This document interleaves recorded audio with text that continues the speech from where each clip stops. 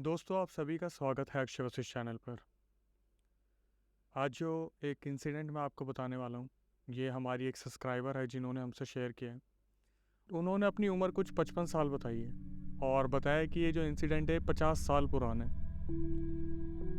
उनका नाम तनुजा है और वो हमारे चैनल के एक सब्सक्राइबर हैं। जब उन्होंने बताई सारी बातें तो वो काफ़ी हैरान थी, काफ़ी शॉक थी खुद के इंसिडेंट से।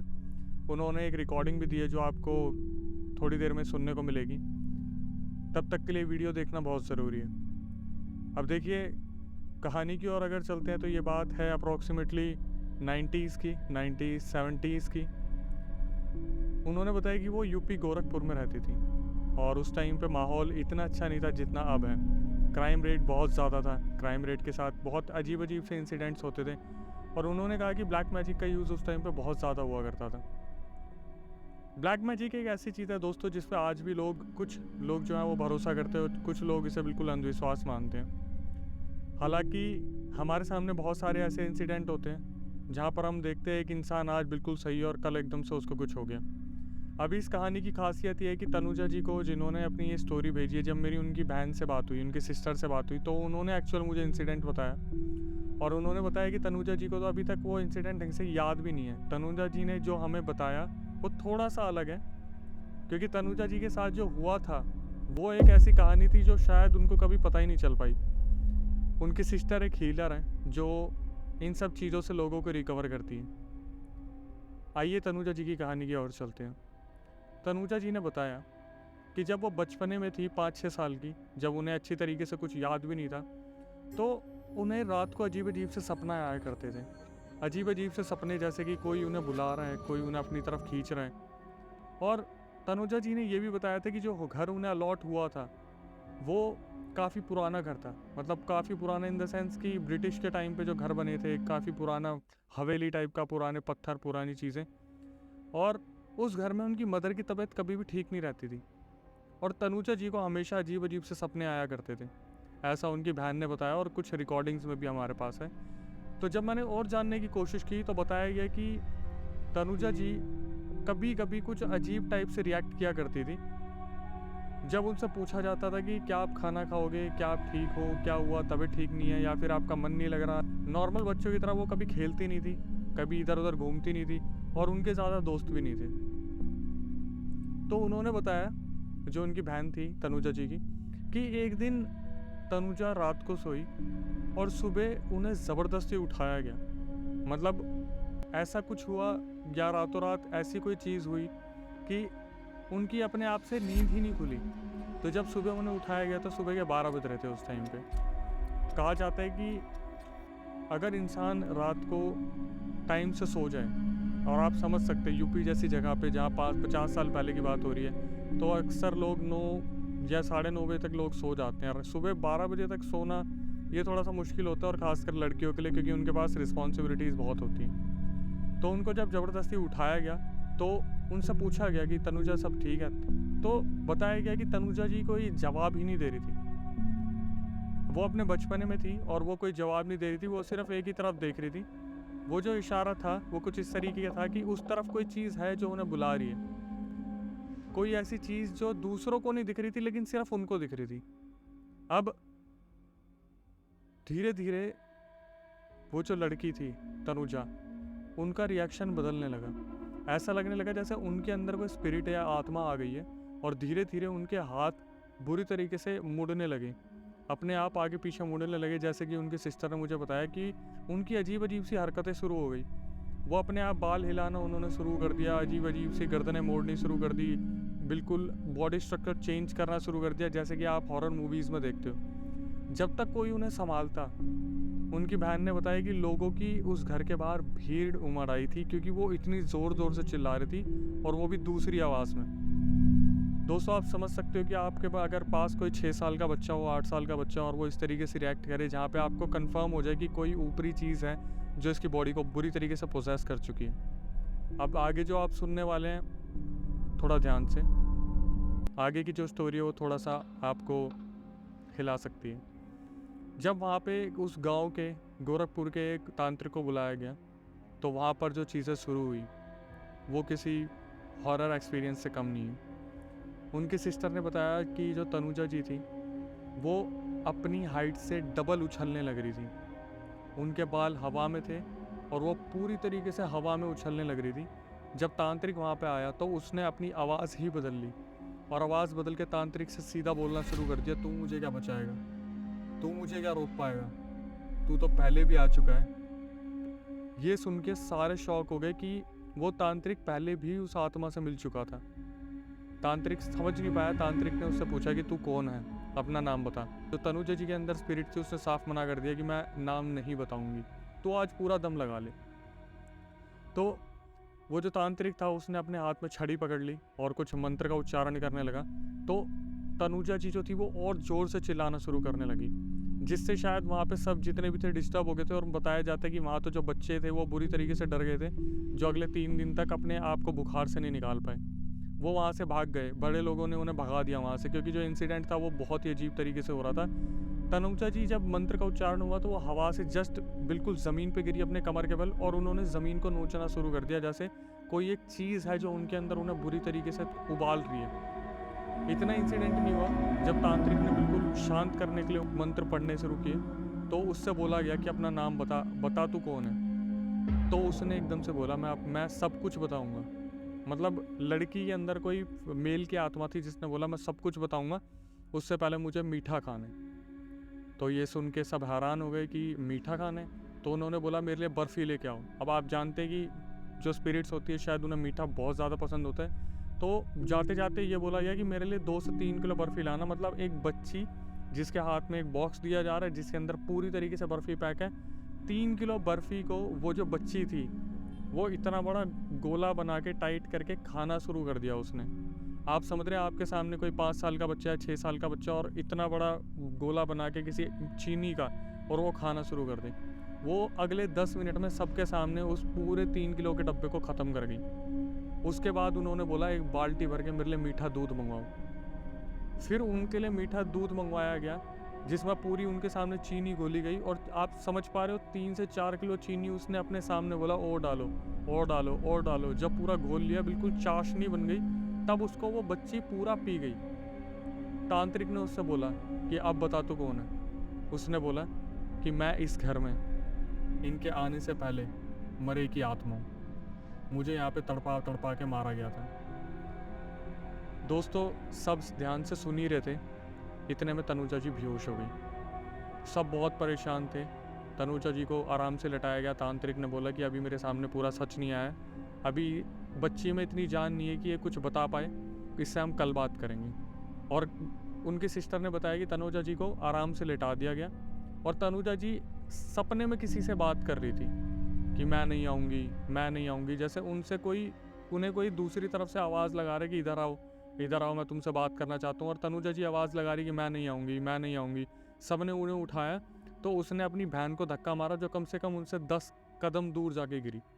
और बताया जाता है जब तनुजा जी उठी थी, तो मैं बार बार तनुजा जी इसलिए बोल रहा हूँ क्योंकि वो इस टाइम बहुत एजिड है, उस टाइम वो बच्ची थी, कि वो लगभग हवा में थी और उनकी आंखें पूरी तरीके से लाल थी, बाल पूरे बिखरे हुए थे, शरीर पे ऐसे निशान से थे जैसे अजीब सी कुछ उनके साथ कोई बहुत आवारागर्दी सी कोई आत्मा ने कुछ ऐसी हरकत की है, जैसे नोच डाला हो, कुछ ऐसा करा हो। अगले दिन तांत्रिक दोबारा आए। जब वो शांत हुई, सुबह तांत्रिक को सब कुछ बताया गया कि घर में सब डरे हुए हैं, पूरा माहौल डरा हुआ है, बच्चे सारे डरे हुए हैं, ऐसे ऐसे इंसिडेंट हो रहे हैं। तो तांत्रिक ने अपने बारे में बताया कि डरने की ज़रूरत नहीं है, मैं बहुत सिद्धि प्राप्त तांत्रिक हूँ। उन्होंने अपना पूरा शरीर दिखाया तो उनके शरीर पर तो इतने घाव थे जैसे उनने कोई अपनी ही बलि दी हो किसी विद्या को सीखने के लिए। और उन्होंने खुद के बारे में बताया कि मैं कोई, आप सोच रहे हो कि मैं आम तांत्रिक तो नहीं हूँ, उन्होंने भी अपना घर परिवार बचपन में छोड़ दिया था अपने गुरु से शिक्षा लेने के लिए। और उन्होंने काली माँ को अपने जांग का मांस निकाल के भेंट किया था और उन्होंने वो पैर भी दिखाया था। ये रिकॉर्डिंग में भी उन्होंने जब अपना पैर दिखाया तो ऐसा लग रहा था जैसे किसी चीज़ से मांस को निचोड़ के निकाला हो और फिर वो हील हुआ है बाद में। अब तनुजा जी को तो इतना याद भी नहीं था। तनुजा जी बता रही थी कि उन्होंने ये सारी चीज़ें हल्की तरफ से सुनी थी कुछ, जैसे वो तो पॉजेस थी लेकिन उनके सामने तांत्रिक वाली एक्टिविटी हो रही थी। तो अगले दिन जब तांत्रिक ने पूछा उनसे कि मैं सिद्धि प्राप्त वो तांत्रिक हूँ, अगर तुम मुझे पहचान पा रही है, सच सच बता तू कौन है। तो उसने बताया कि इस घर में मुझे जान से मारा गया था जहर देके। उस यूपी के गोरखपुर के घर में उन्हें जान से मारा गया था। किसी प्रॉपर्टी का विवाद था जिसमें उनके कोई अपने रिलेटिव थे और उनकी कोई बच्ची हुआ करती थी जिससे वो बहुत प्यार करते थे। ये उस भूत की बच्ची नहीं है, ये उसकी बात चल रही, जिसने मार दिया था उसकी बच्ची थी। तो तनुजा जी को वो समझ के कि उनकी बच्ची है, तनुजा जी के शरीर में आ गए थे।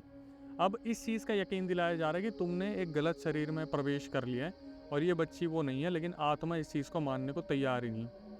वो ये एक ही चीज़ बोले जा रही है कि मैं इस बच्ची को अपने साथ लेके जाऊंगा। अब आप समझिए, आपके मॉम डैड आपके सामने खड़े हैं और उनके सामने सिचुएशन आ रही है कि आपको वो भूत अपने साथ लेके जाएगा और आप सुन पा रहे हो, आप कुछ कर नहीं पा रहे क्योंकि आपके ऊपर कंट्रोल ही नहीं है और आपके माँ बाप आपके सामने झीक झीक के रोने लग रहे हैं, तो आप क्या करेंगे? ऐसी चीज़ें चलती रही। उन्होंने बोला कि यज्ञ करा जाएगा, पूजा पाठ करी जाएगी, लेकिन जैसे वहाँ पे यज्ञ की सामग्री लगाई जाती, वो बच्ची जो थी सब कुछ अपने आप से पूरे पूरे घर को बर्बाद कर देती। इधर से बर्तन फेंकना शुरू, उधर से कुछ ना कुछ बेलन फेंकना शुरू, पूरी यज्ञ की सामग्री बर्बाद कर दी। पंडित जी ने बोला कि एक काम करो, आप इन्हें कल मेरे घर पे लेके आओ, हम वहाँ यज्ञ करेंगे। दोस्तों, उसके बाद जो हुआ वो तो सुन के आप बहुत हैरान हो जाओगे।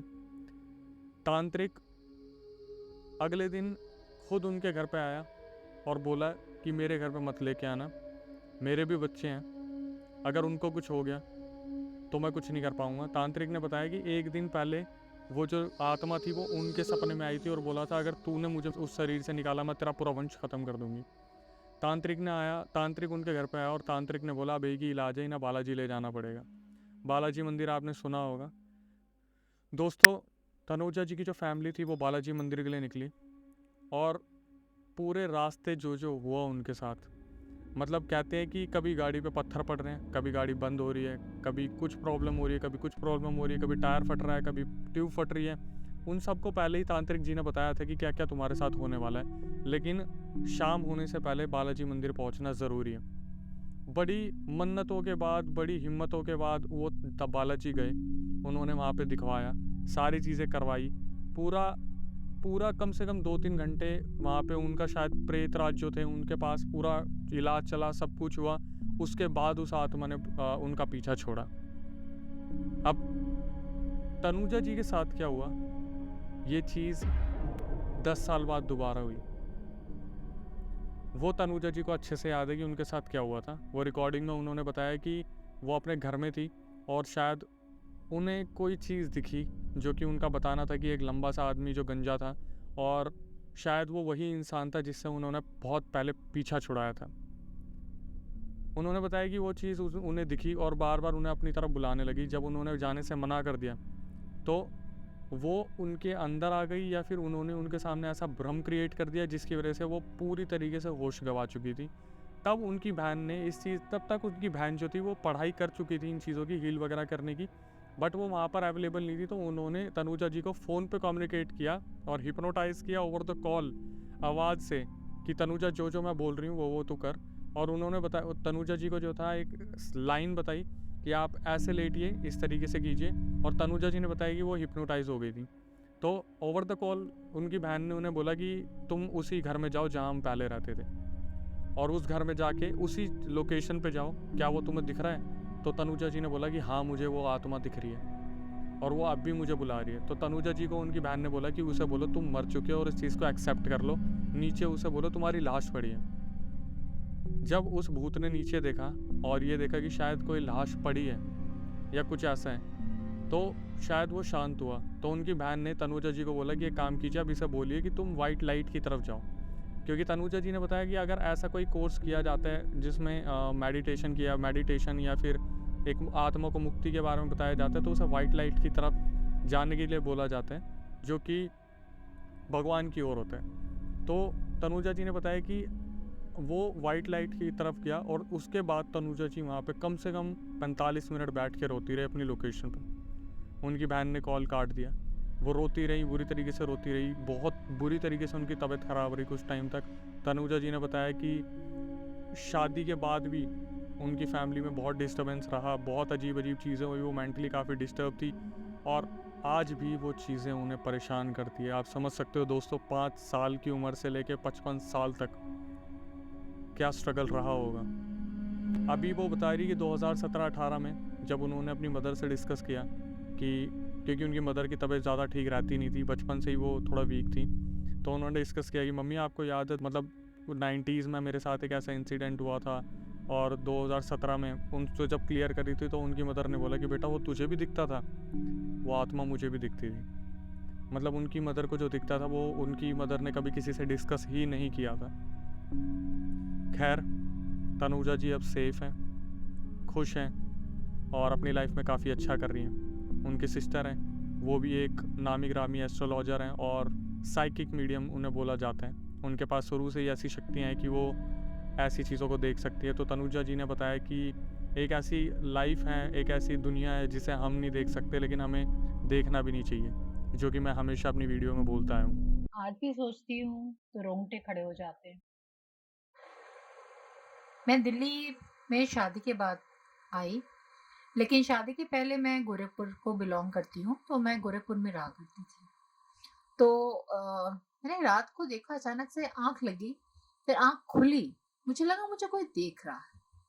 जब मैंने आँख खोली अपनी तो देखा कि 2 चमकती आँखें और एक खूब लंबा आदमी, एकदम गंजा, लेकिन सफ़ेद कपड़ों में। सफ़ेद कपड़ा से आप उसको चाहे जैसे रिलेट कर लीजिए। लुंगी जिसे कहते हैं वो, और शायद कुर्ता था या ऐसे ही कुछ डाल रखा था, मुझे याद नहीं है। आई होप दोस्तों इससे आपको कुछ तो सीखने को मिला होगा, समझने को मिला होगा कि कोई चीज़ अगर आपको अपने पास पुकारे तो थोड़ा संभल के। दोस्तों इस वीडियो से पहले जिन वीडियो को आपने प्यार दिया है बहुत बहुत धन्यवाद। हमारी अपकमिंग वीडियोस पे हम मेहनत कर रहे हैं, इंस्टाग्राम पे रील्स अपडेट कर रहे हैं, यूट्यूब पे शॉर्ट्स अपडेट कर रहे हैं। अगर आपके साथ भी कोई आप बीती हुई है या आपके साथ कोई नोन है जिनके साथ कोई इंसिडेंट हुआ हो तो उनकी इंस्टाग्राम पे आप स्टोरी शेयर कर सकते हैं मुझे, जैसे कि हमारे सब्सक्राइबर हमें करते हैं। कोशिश कीजिए सेफ़ रहिए और अपने आप को सुरक्षित रखिए। तब तक के लिए stay tuned with the channel.